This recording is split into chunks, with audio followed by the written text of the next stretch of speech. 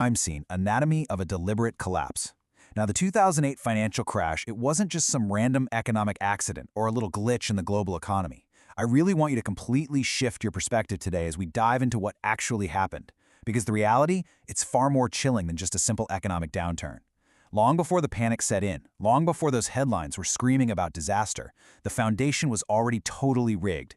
And the whole core of this mystery really just comes down to two words: they knew. While the entire world was teetering right on the brink of absolute financial ruin, certain insiders already saw the writing on the wall. And they didn't just brace for impact, right? They secretly positioned themselves to profit immensely off of it.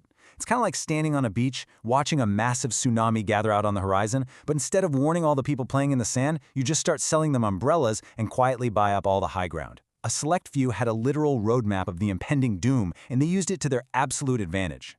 Section 1. The financial disaster, a world in collapse. Okay, to really understand this crime, we have to grasp the sheer velocity of the devastation. We are talking trillions, not billions, trillions of dollars that just completely vanished from global ledgers. This wasn't just big, historic banks collapsing overnight. It was this absolute systemic vaporization of hard-earned, middle-class wealth. Everyday people woke up to find their entire life savings decimated, their jobs completely gone. Decades of economic progress were literally wiped out in the blink of an eye. The sheer speed of this thing was just terrifying for the average citizen. Section 2. Betting against the market, the anomaly. So as we piece together the timeline right before the crash, saying something was wrong is the understatement of the century. Right in the middle of a booming market, these shadowy figures in the financial sector were quietly taking massive short positions against the housing market and the broader economy. Now, placing gigantic, secretive bets that everything is going to fail during a historic bull run, that is an incredibly bold, almost crazy move. Unless, of course, you know something everyone else doesn't. They were raking in astronomical profits while the rest of the globe was basically descending into chaos. Section 3. The ticking time bomb, uncovering the weapon. All right, let's actually break down the anatomy of this fraud. Step 1. Banks were just handing out these highly risky, subprime mortgages to borrowers who realistically had no way of ever paying them back. But look, a risky loan on its own doesn't crash the entire world. That takes us to step 2. The banks bundled all these toxic loans together into these complex financial instruments, stuff like collateralized debt obligations or CDOs. And then they falsely labeled them as AA-rated, super safe investments. They sold them off to retirement funds and global institutions all over the world. Which brings us to step 3. A very small group of analytical investors dug into the data, spotted the toxic debt hiding inside, and realized the entire system was basically built on sand. So they used credit default swaps to bet against the entire house of cards. So the absolutely crucial question here is this: was this just genius-level analysis, or was it inside knowledge? I mean, how did this select few manage to see straight through this incredibly complex web of lies spun by the world's most powerful banks, way before anyone else even suspected a thing? Remember, these financial instruments were notoriously opaque. They were engineered specifically to keep regulators and the public totally in the dark. Yet these insiders somehow found that one single loose thread, pulled it, and quietly went straight to the betting window instead of sounding the alarm. Section 4. System failure or design, the motive and the victims. The contrast and the fallout from all this is just devastating.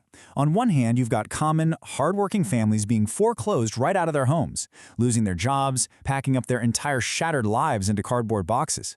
Whole communities were just broken. And then, on the other hand, the very investors who spotted those foundational cracks quietly walked away with billions, that's billions with a B, in pure profit.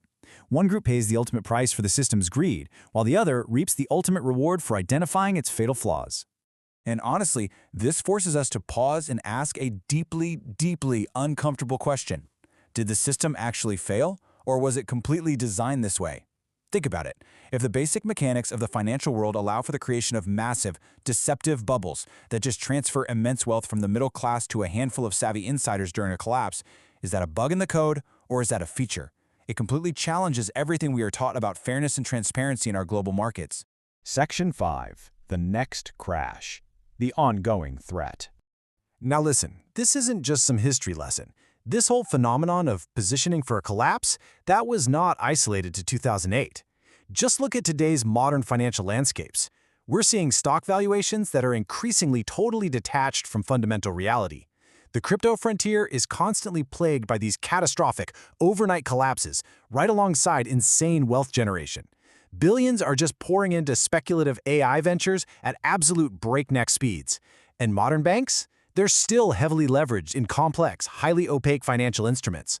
So, you know the saying, history doesn't always repeat itself, but the asymmetrical information and these massively risky bets, they definitely rhyme. Which brings us to a sobering but absolutely necessary mindset for all of us. Be ready. The reality of modern investing is that volatility is always lurking right around the corner, driven by algorithmic trading and this instantaneous global news cycle we live in. If the 2008 crash taught us anything at all, it's that blind trust in the system is a huge liability.